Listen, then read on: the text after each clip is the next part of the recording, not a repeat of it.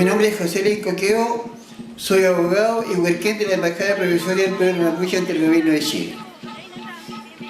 Nací el 9 de junio de 1936 y tengo 81 años cumplidos y actúo en beneficio de mi pueblo mapuche todos los días del año. En estos momentos estamos planteando la posibilidad de aplicar al máximo los tratados de paz celebrados entre España y el pueblo mapuche durante la colonia, que se llaman Parlamentos Generales, 28 en total y uno celebrado por el Gobierno de Chile.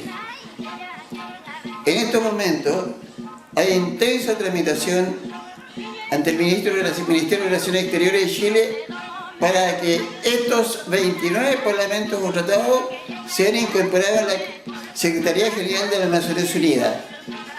Y el Gobierno de Chile se retrasa en la realización de este hecho fundamental.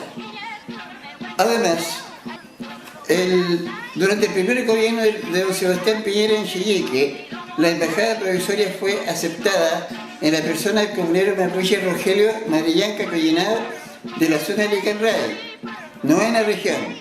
Falleció a los pocos meses y el compareciente, José Luis Coqueo Buenomán, fue aceptado como huerquén de la Embajada Provisoria por el gobierno antes nombrado. La materia de los parlamentos. La materia de los parlamentos es de una importancia enorme.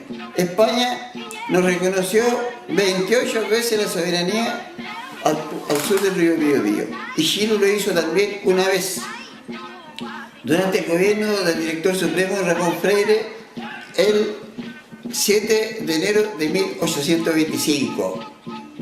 Artículo 19, inciso final, dice que el río Biobío es la línea divisoria o frontera entre las partes contratantes. De manera que la importancia de ese documento es de